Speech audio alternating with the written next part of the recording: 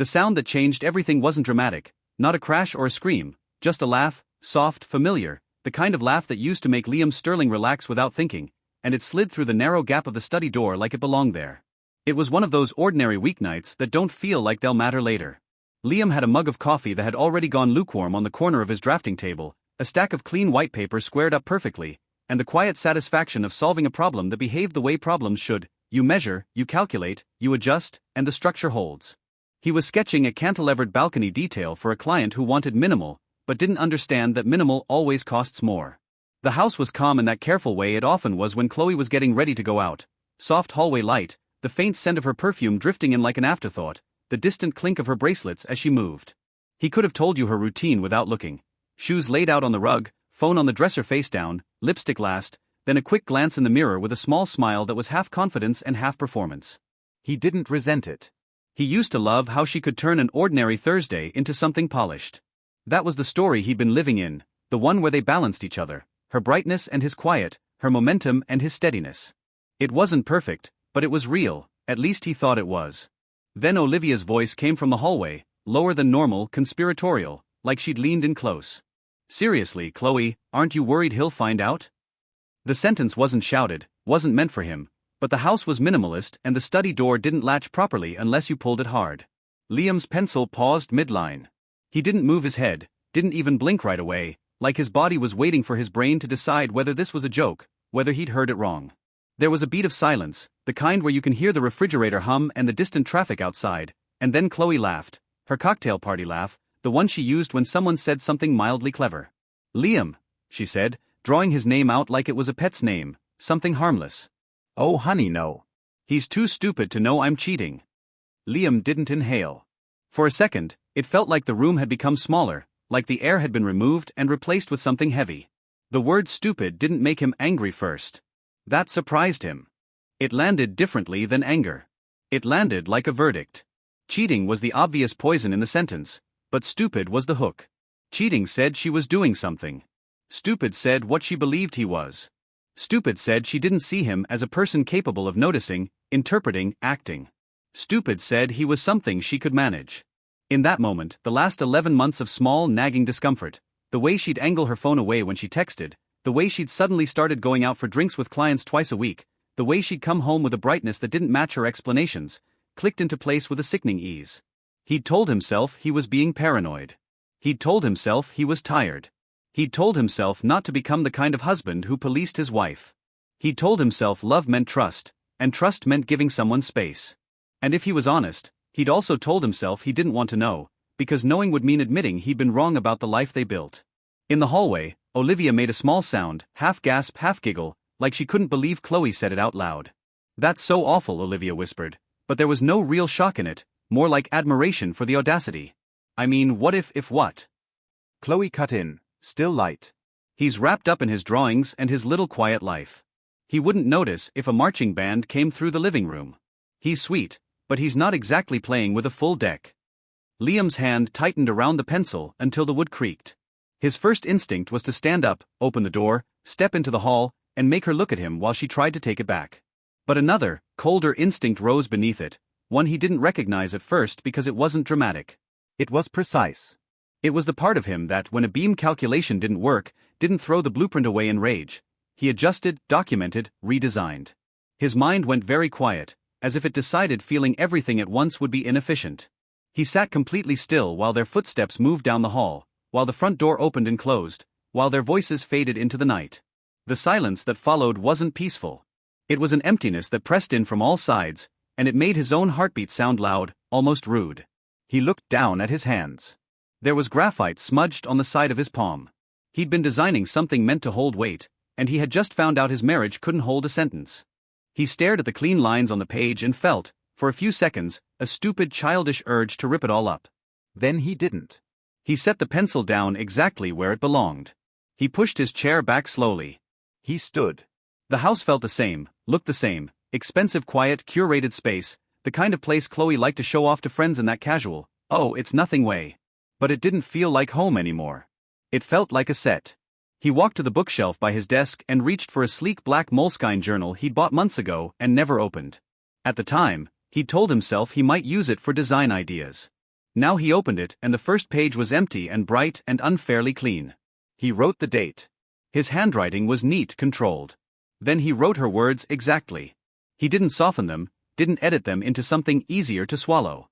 He wrote, "He's too stupid to know I'm cheating." He stared at the sentence for a long moment until the ink looked permanent. When he closed the journal, he felt something settle into place inside him. Not peace, not relief, but clarity. The emotional part of him wanted to collapse. The practical part of him said, if you're going to survive this, you need facts, not hope.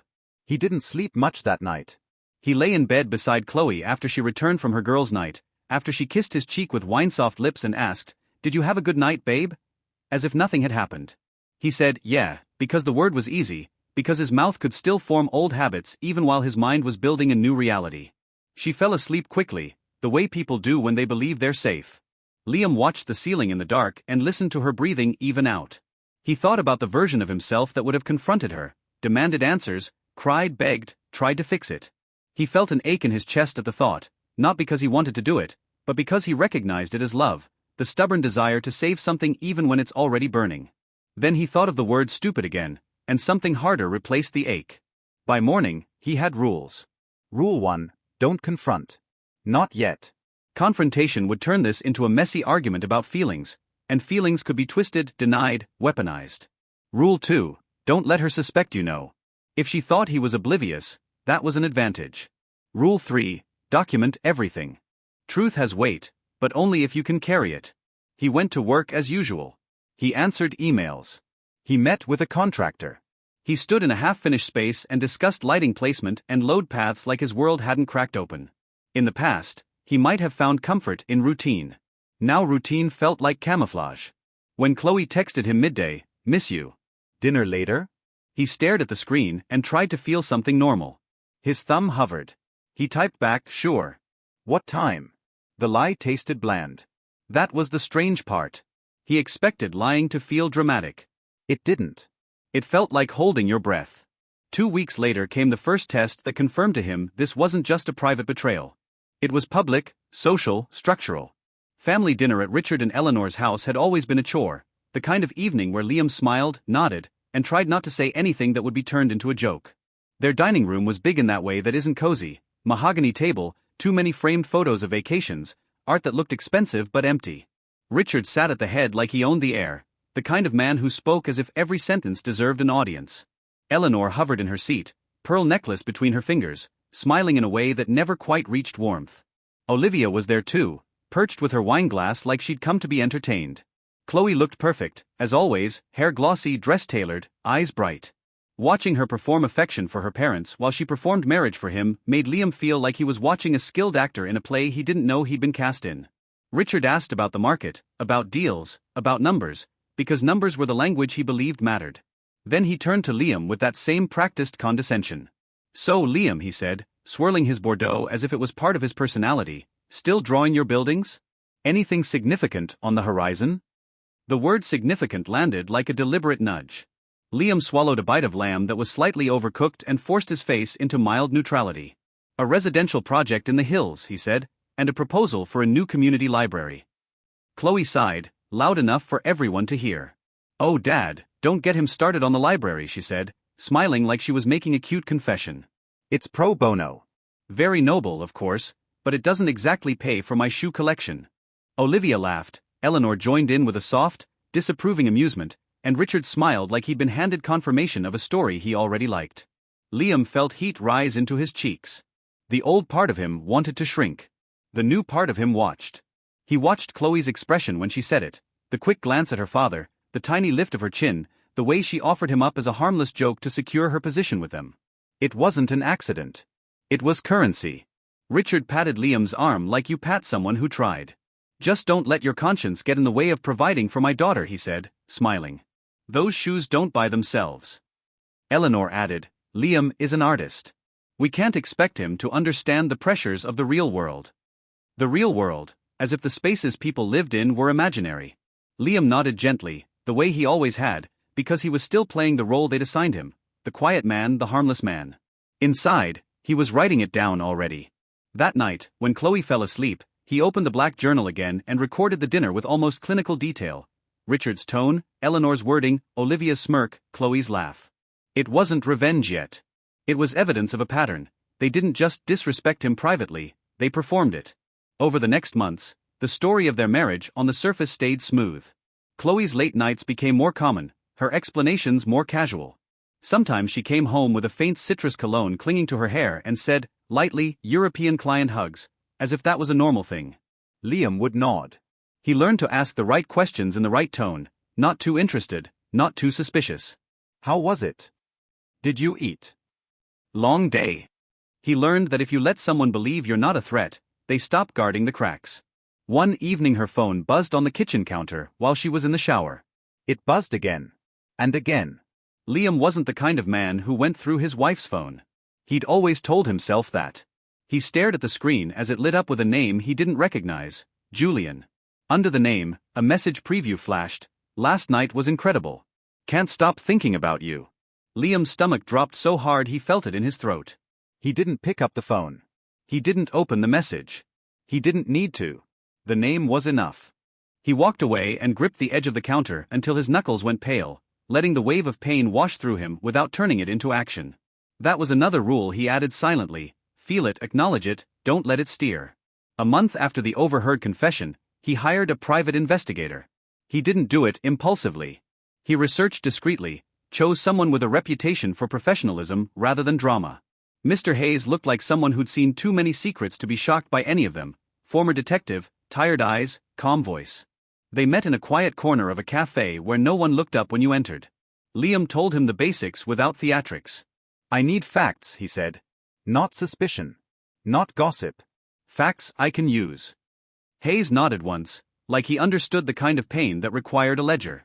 You'll get them, he said. The first report arrived in a plain manila envelope at a.p.o. box Liam rented across town so it wouldn't ever land on their kitchen counter. Liam sat in his car with the envelope on his lap for a full minute before opening it, because there was still a part of him that hoped for an alternate universe where the envelope would contain nothing. But inside were clean, brutal details, photographs of Chloe stepping out of a boutique hotel downtown, laughing with a tall, dark-haired man. Receipts from restaurants Liam had never been to with her. Dates and times that lined up neatly with the lies she told him. The man's name printed at the top of the summary was Julian Croft. Liam read it once. He stared at the name. Julian. He thought about how easily it had appeared on her phone, how casually she'd let it buzz while she showered, how confident she must have felt in his blindness. He put the papers back in the envelope and didn't look at the photos again, because the confirmation was enough, and pain, he realized, could become a habit if you fed it. He started the car, drove home, bought the groceries Chloe liked, and walked into the house with a smile practiced just enough to look real. Hey, she said, bright, like a woman with nothing to hide. Hey, he said, gentle, like a man with nothing to suspect. And as he hugged her, he felt his phone in his pocket like a weight, not because it held messages, but because it held a new kind of timeline. Julian Croft wasn't an idea anymore. He was a person. A name. A thread that, if pulled carefully, would unravel everything. Julian Croft became more than a name over the next few weeks. He became a pattern. The second envelope from Mr. Hayes arrived on a gray Tuesday afternoon, and Liam didn't open it right away this time. He had learned something about anticipation. It can paralyze you if you let it, but it can also sharpen you. He drove to the same parking structure across from the post office box, parked on the third level where the city noise felt distant, and sat with the envelope resting on the steering wheel. He didn't rush. He didn't dread it either. He simply acknowledged that whatever was inside would either confirm what he already knew or clarify something he had missed. When he slid the papers out, he found what he expected: dates, times, a clean timeline that matched Chloe's client dinners and late strategy sessions. But there was something else this time: context. Julian Croft wasn't just some random thrill.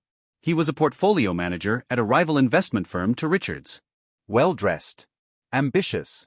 The kind of man who shook hands firmly and smiled like he was closing a deal even when he was ordering wine. The report included a note that made Liam pause longer than the others. Subject observed attending private networking event with Croft. Behavior suggests familiarity beyond recent acquaintance. Beyond recent acquaintance. That meant this hadn't been a spontaneous mistake. It had history.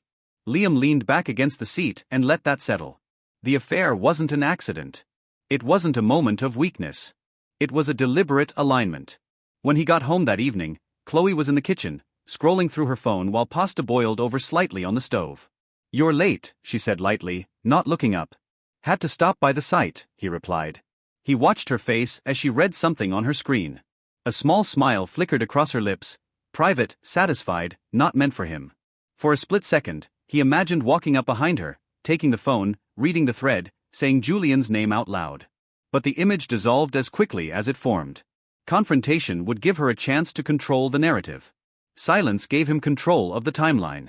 Over the next month, he refined his approach. He began tracking not just her nights out, but the small tells, how long she spent choosing outfits on certain evenings, the way she changed her perfume from her usual floral to something sharper when she said she had finance crowd drinks, the subtle shift in her posture when she mentioned networking. He wasn't paranoid. He was attentive. And the more attentive he became, the clearer it was that Chloe had stopped being careful. That was what arrogance does. It convinces you that you're smarter than the room. The next family dinner came faster than he expected. Richard had closed some high-profile deal and insisted on celebrating. The dining room looked the same as always, but Liam noticed something he hadn't before, the way the family oriented themselves around status like it was gravity. Richard dominated the conversation with numbers, percentages, projected growth. Eleanor chimed in with careful admiration. Olivia provided laughter at the right beats. Chloe sat angled slightly toward her father, absorbing approval like warmth. Liam understood something in that moment that he hadn't fully admitted before. Julian wasn't just about desire. He was about status symmetry. In their world, Liam was the outlier. He didn't speak in earnings calls. He didn't measure success in quarterly reports. Even though his work quietly commanded sums Richard would respect if he knew them, it wasn't visible. It wasn't loud. And in this family, visibility was value. So Liam, Richard said, swirling his glass again, how's the art business? There it was. Art business. Reduced, reframed, made small. Liam smiled slightly. Stable, he said. We're taking on fewer projects but larger scope. It was technically true. Richard raised an eyebrow. Well, just make sure you don't overextend yourself. It's dangerous to think bigger than your balance sheet. Olivia smirked into her wine. Chloe placed her hand lightly on Liam's wrist as if to soften the blow. Dad worries, she said. He just wants to make sure we're secure. We. The word sounded generous, but Liam had begun to hear it differently. Secure meant something specific in that room, secure in a way they understood. Money they could point to. Prestige they could measure. He nodded politely and said nothing else. That night, instead of just journaling the insults, he added something new. He wrote, "They believe I am dependent. They believe Chloe carries status in this marriage." Seeing the sentence on paper made the situation clearer. It wasn't just infidelity. It was miscalculation. A week later, Mr. Hayes requested a meeting rather than sending a report. That alone made Liam's pulse tick up a notch. They met in the same quiet cafe. Hayes slid a thin folder across the table. "It's escalating," he said calmly. "More frequent meetings. Longer durations. They're comfortable."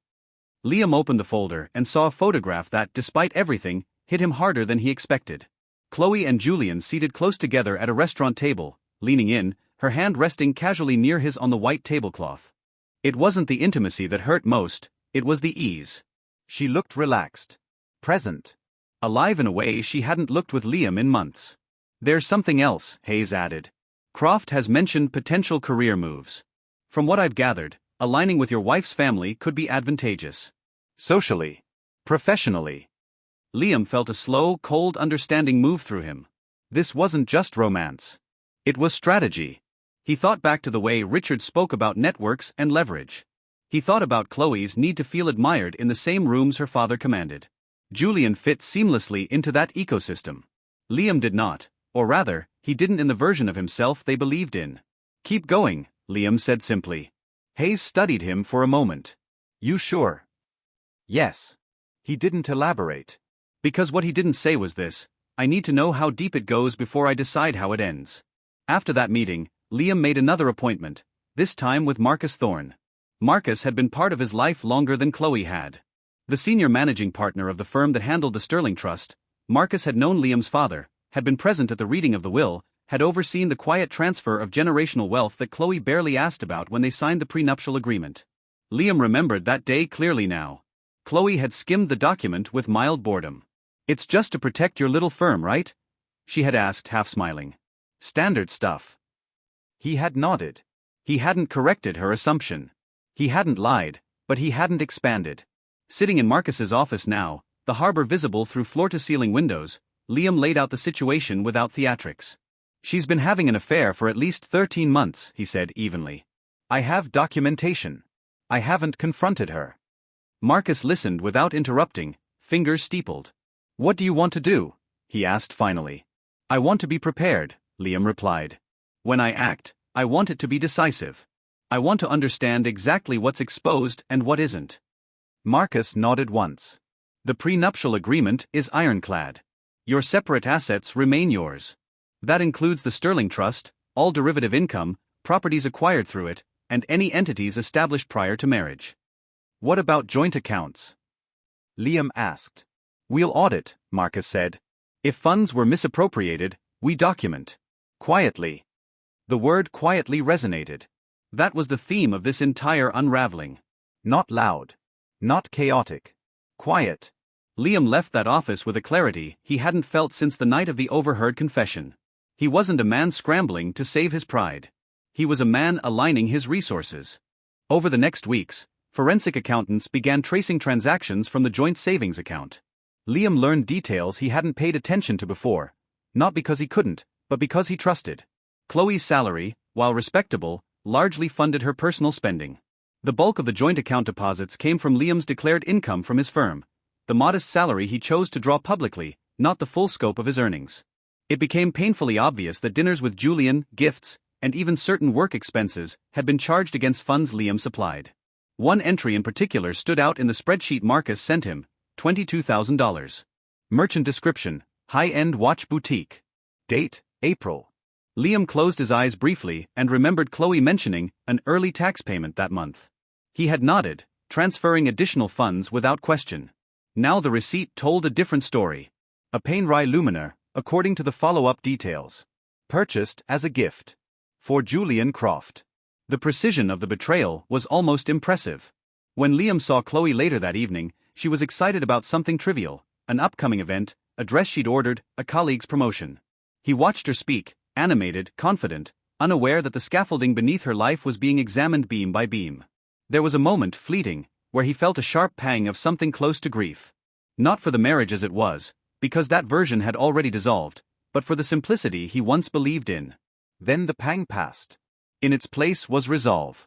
He opened the black journal again that night and added another entry, this time not just recording insults but mapping strategy.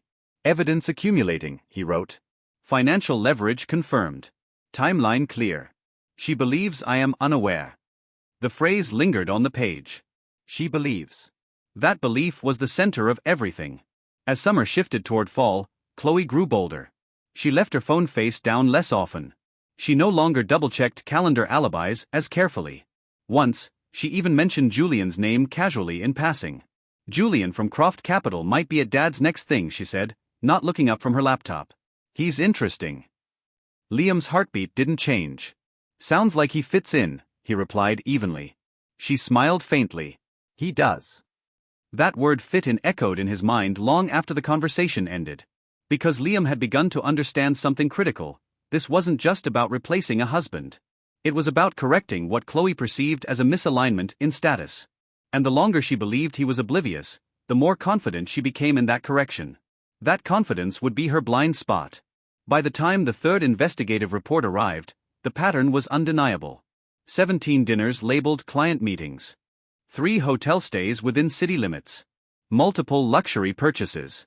The numbers were no longer abstract, they were ammunition. Liam placed the latest envelope in the drawer of his study desk beside the journal.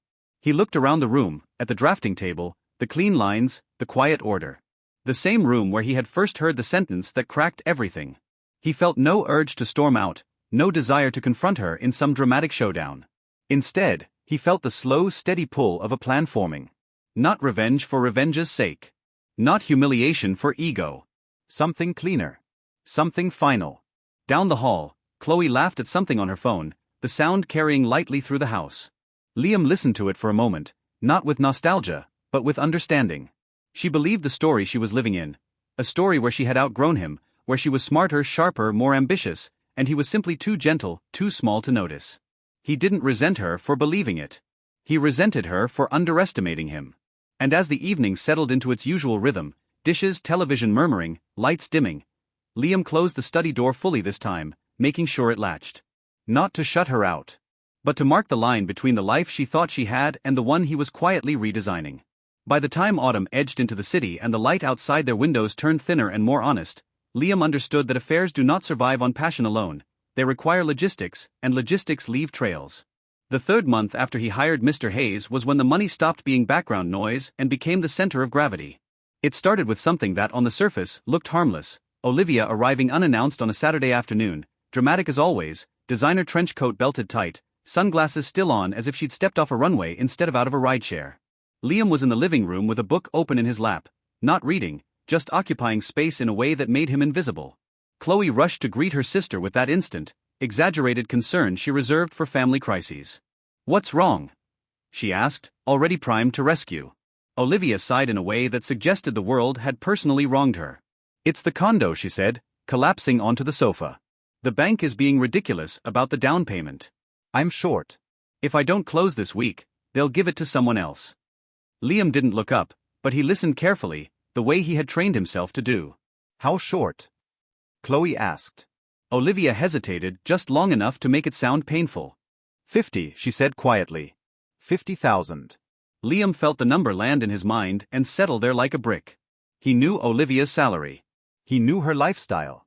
He also knew she wasn't short because she was underpaid, she was short because she was reckless.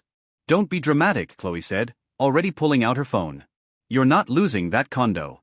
I'll transfer it." There was no glance toward Liam. No conversation. No shared decision. Just thumbs moving confidently across a screen. Liam understood in that instant something crucial: this wasn't generosity. It was entitlement dressed up as sisterhood. The money would come from their joint account. The account he funded. The account he had quietly allowed to exist as a symbol of partnership. He felt a flicker of anger, not explosive, but sharp and clarifying. Olivia finally looked at him then, as if remembering there was a third person in the room. "It must be nice," she said lightly, "to have a husband who doesn't stress about this stuff." The implication hung there. Chloe was the provider, the capable one, the adult. Liam met her gaze calmly. "That's very generous of you, Chloe," he said.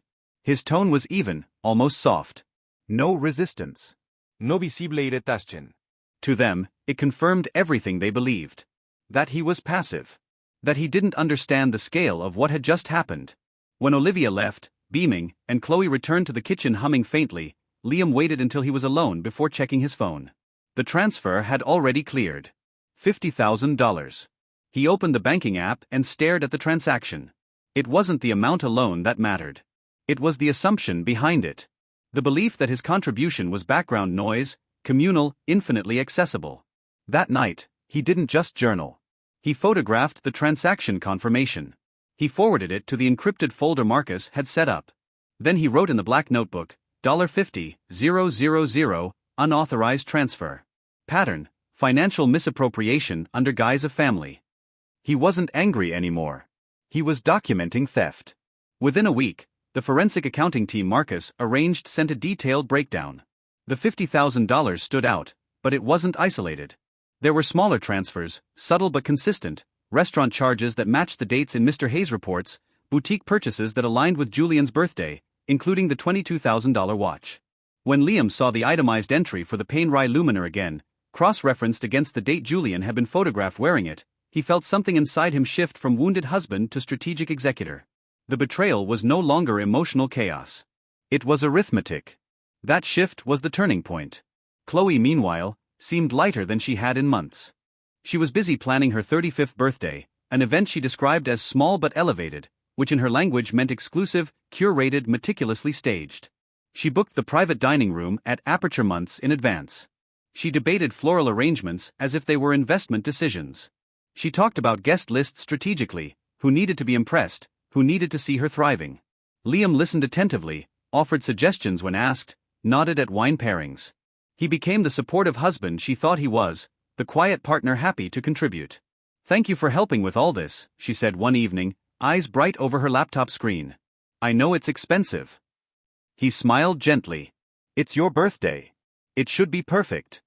And he meant it, just not in the way she assumed. As the date approached, the evidence solidified. Mr. Hayes' final report arrived 2 weeks before the party.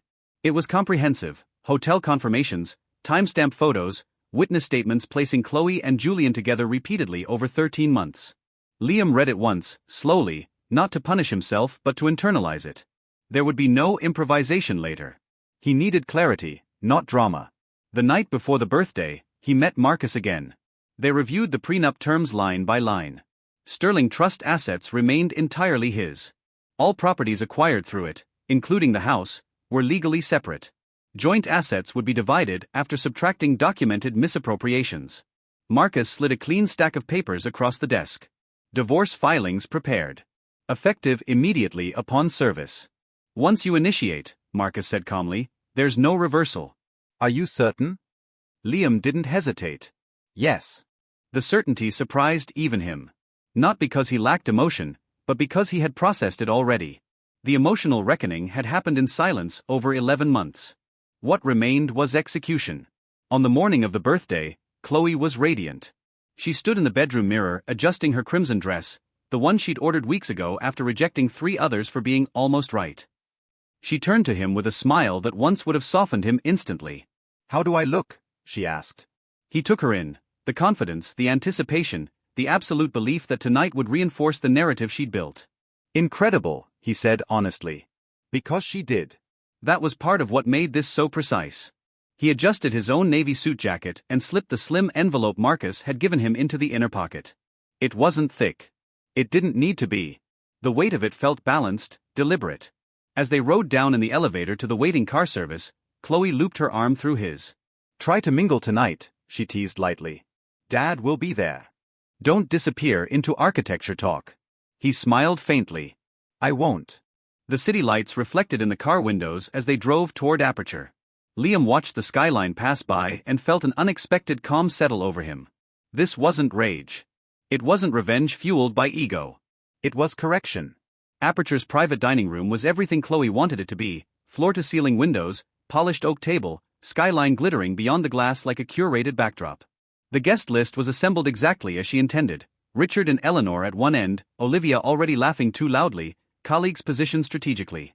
And there, seated comfortably, as if he belonged, was Julian Croft. He looked polished, relaxed, wrist angled just enough for the painrye to catch the light. When his eyes met Liam's across the room, there was a brief flicker of acknowledgement. Cool, dismissive, the kind reserved for someone considered harmless. Liam returned the look without expression. He felt no urge to confront him privately. That opportunity had passed months ago. Tonight was not about private conversations. It was about alignment of truth and audience. Dinner progressed smoothly. Toasts, laughter, curated anecdotes. Liam played his role perfectly: quiet, attentive, slightly reserved. No tensión visible. No cracks. And as Richard eventually stood to deliver his predictable speech praising his brilliant daughter and her accomplishments, Liam felt the room tighten in anticipation of applause. Chloe glowed under the attention. Then she turned toward him with a practiced smile. And now, she said warmly, my wonderful husband would like to say a few words. There it was. The stage. The room expected sentiment. Affection. Something gentle and unremarkable. Liam rose slowly, champagne flute in hand. He let the silence settle. He looked around the table deliberately, at Richard's confidence, at Eleanor's composure, at Olivia's smirk, at Julian's calm self-assurance. Finally, he looked at Chloe. A birthday is a time for reflection, he began evenly. The room listened politely. Almost 11 months ago, he continued, I overheard something that changed my understanding of this marriage. The shift in energy was subtle but immediate. Chloe's smile faltered slightly. I heard my wife tell her sister that I was too stupid to know she was cheating.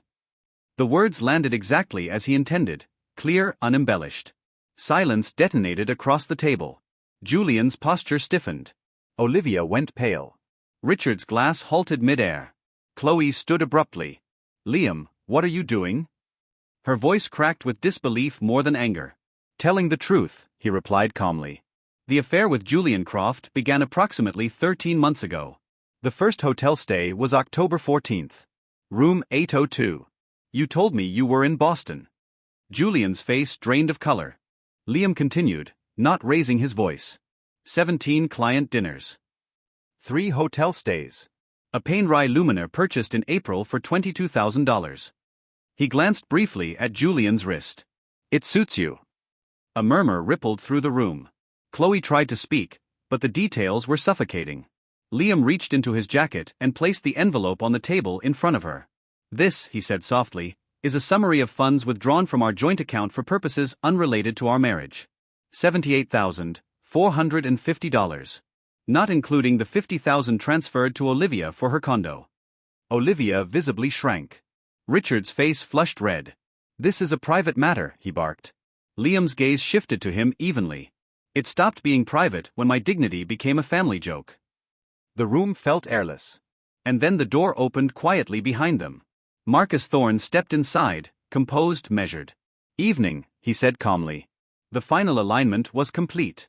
Marcus didn't rush, didn't scan the room like a man entering chaos. He stepped in as if he had been invited to a board meeting that was beginning precisely on time.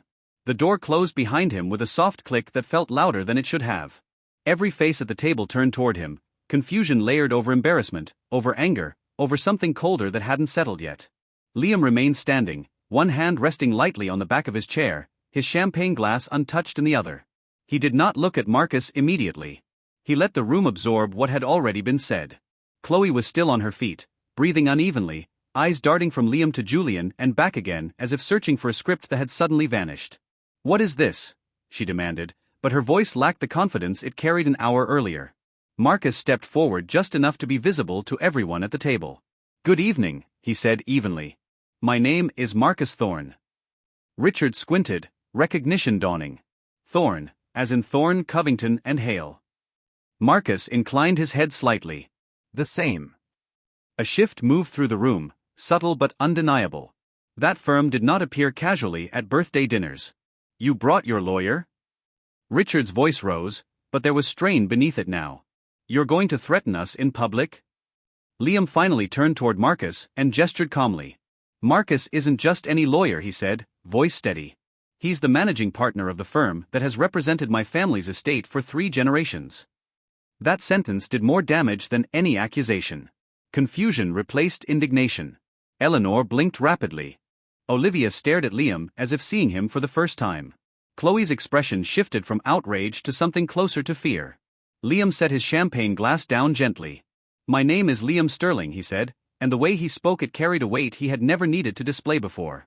"You've known me as an architect with a small, modest practice. That was convenient for everyone. But it wasn't accurate."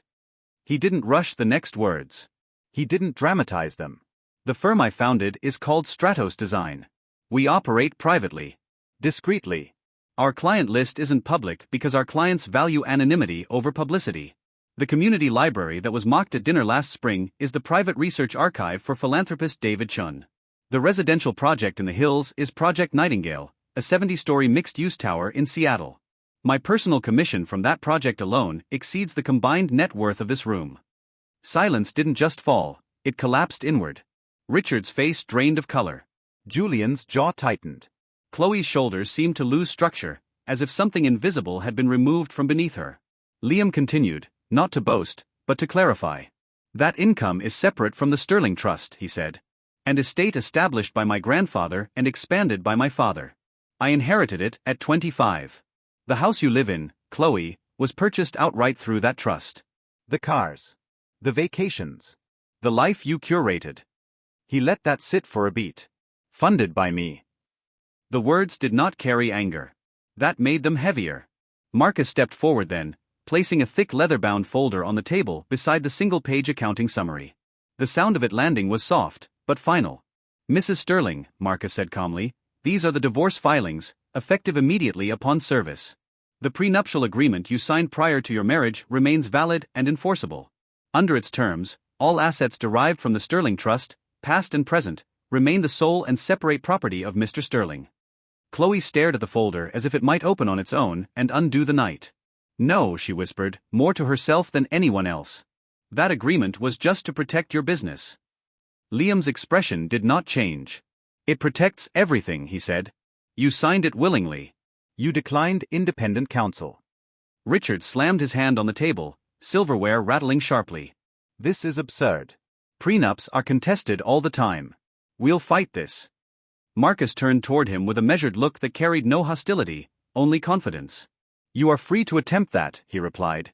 "However, should you contest, we will file counterclaims for financial misappropriation, fraud, and conspiracy to defraud based on documented transfers from joint accounts, including but not limited to the $78,450 allocated to the affair and the $50,000 transferred to Ms. Olivia for her property purchase." Olivia visibly flinched at the sound of her name. Julian shifted in his chair, color drained from his face. Marcus continued calmly. "We also retain the option to pursue civil action for alienation of affection and intentional infliction of emotional distress." Julian inhaled sharply. This is insane," he muttered, but his voice lacked conviction. Liam finally looked directly at him. "You were comfortable enough to sit at my table," he said evenly. "Be comfortable enough to hear the truth at it." Julian's hand instinctively covered his watch. Richard's bluster began to erode under the weight of specificity. He glanced at Chloe, then at the folder, then back at Marcus. "What does she get?" he demanded. It was the first practical question asked all night.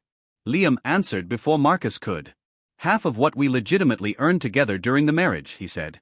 "Which will be calculated by subtracting shared living expenses and the documented misappropriations from our declared income. I suspect the remainder will be modest." The reality began to dawn across the table in uneven waves.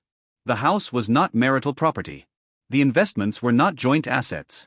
The illusion of equality they had all comfortably maintained dissolved in front of them. Chloe sank back into her chair slowly. Her earlier glow was gone, replaced by something raw and unguarded. "You let me believe," she began, but couldn't finish. Liam's voice softened slightly, but not in surrender. "You believed what you wanted to believe," he said. "I never claimed to be less. You assumed it." Eleanor's composure fractured first. "This doesn't have to be done like this," she said, her voice trembling. "Not tonight." Liam met her gaze. "Tonight is when the performance was scheduled," he replied quietly. "I'm simply correcting the script." Around the table, whispers had replaced outrage. Colleagues stared at Julian with new calculation. Friends who had admired Chloe's curated success now saw the scaffolding beneath it collapse. Marcus opened the folder and slid it toward Chloe. "You will be served formally," he said. "You have 14 days to vacate the Sterling property." The word property hit harder than house. It reframed everything. Richard's anger flared again, but it lacked force now. "You're humiliating her," he said bitterly. Liam shook his head once. "Humiliation requires falsehood," he replied. I'm presenting facts. The room fell quiet again, but this time it wasn't shock. It was recalibration. Julian rose halfway from his chair, clearly intending to leave. "I think I should go," he muttered. "I wouldn't advise that," Marcus said calmly without looking at him. "Your cooperation will determine whether further legal actions involve you." Julian sank back down slowly. For the first time all evening, Liam felt the finality settle fully into place. Not triumph. Not vindication. Finality. He turned back to Chloe. "I would have given you anything," he said quietly, and there was no accusation in it, only truth. Respect. Partnership. Transparency. You didn't want those things. You wanted status. Chloe's eyes filled, but she didn't cry. Perhaps she understood that tears wouldn't rewrite documents. "The money was never the point," Liam continued. "Integrity was." He stepped back slightly, creating physical distance to match the legal one already forming. "Marcus will coordinate the rest." And with that, the spectacle ended not in shouting, but in silence. Liam picked up his jacket from the back of his chair. The skyline outside the glass windows still glittered indifferently. The city did not care about private collapses. As he walked toward the door, he did not look back. The performance had concluded. The truth had taken its seat. And the structure that had been built on arrogance and assumption had just been dismantled in full view of everyone who once believed he was too quiet to notice. The 6 months that followed did not explode the way the dinner had. They contracted. The noise drained out first. Chloe moved through the house in the days after aperture like someone walking through a museum exhibit of her own life, touching objects lightly as if they no longer belonged to her. Because they didn't. Marcus had the papers served formally the next morning. There was no screaming match, no broken glass, no dramatic pleas. There were phone calls, hushed and urgent. There were meetings with lawyers who reviewed the prenuptial agreement and advised her, carefully and reluctantly, that contesting it would expose far more than it would gain. Richard attempted to posture at first, threatening litigation, talking about dragging the process through the courts, but the detailed accounting Marcus presented, dates, transfers, receipts, documented timelines, turned threats into hesitation. Fighting would mean public records. Public records would mean public scrutiny. And scrutiny was not something their circle tolerated well. So the war Richard had promised dissolved into negotiation. It was not messy. It was surgical. Chloe packed in silence for most of those 2 weeks. Liam gave her space. He did not hover. He did not watch. He did not offer comfort either. One afternoon he came home to find her sitting on the floor of the master bedroom surrounded by open boxes, the crimson dress from her birthday folded carefully on the bed as if it belonged to another version of herself. She looked smaller somehow, not physically, but structurally, as though the confidence she once wore had been a coat she just realized was borrowed. "Is this what you wanted?" she asked without looking at him. Her voice wasn't angry anymore. It was hollow. Liam stood in the doorway, hands in his pockets, taking in the room that had once felt shared and now felt transitional. "I didn't want this," he said calmly. "I wanted honesty.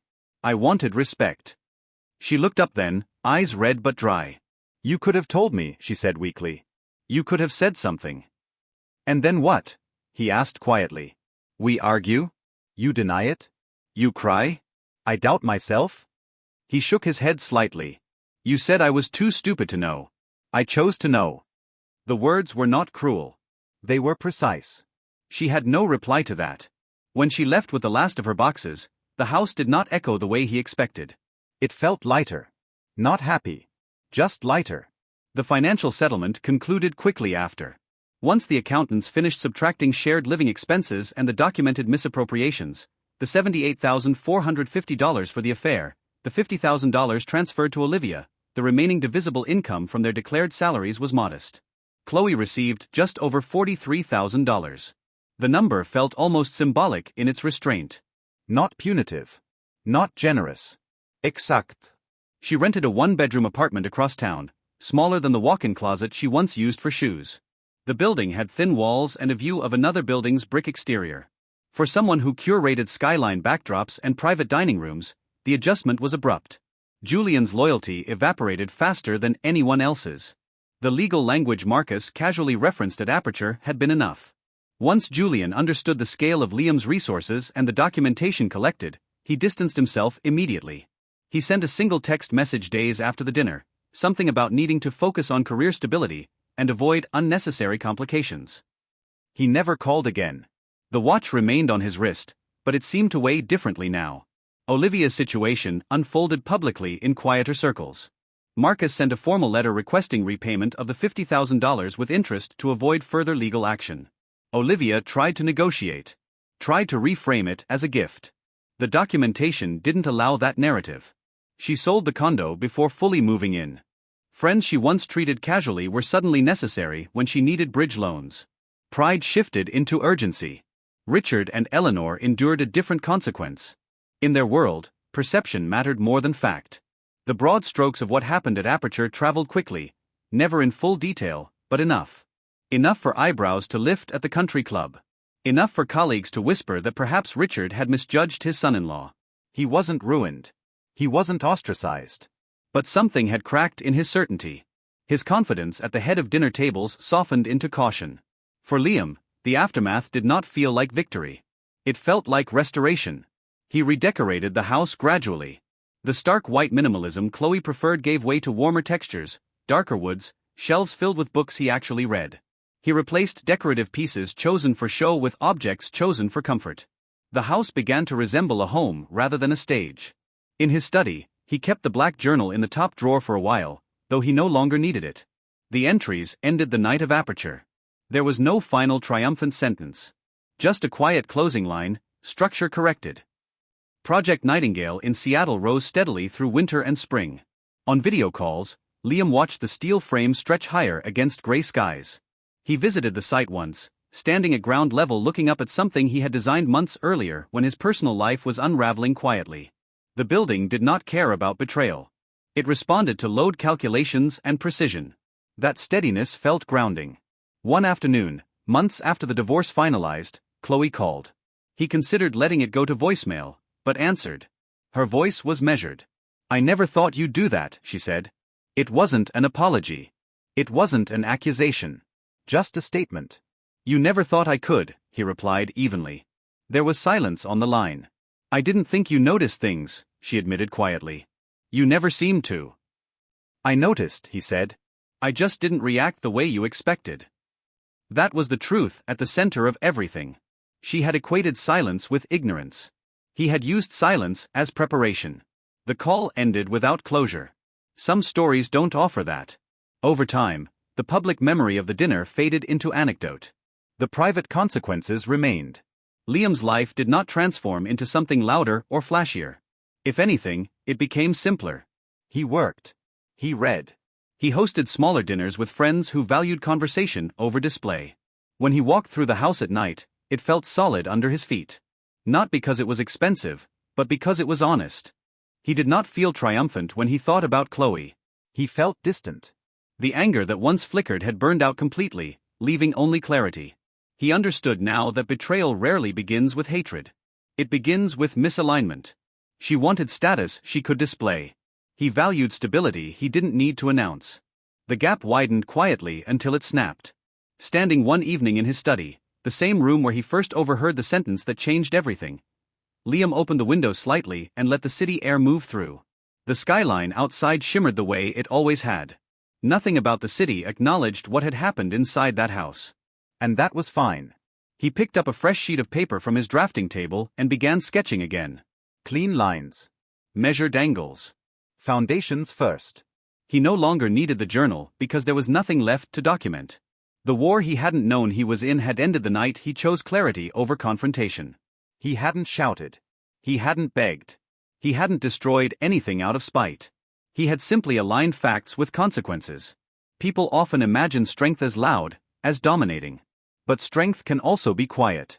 It can be a man hearing himself called stupid and choosing not to react until he understands the full structure of what he's standing inside.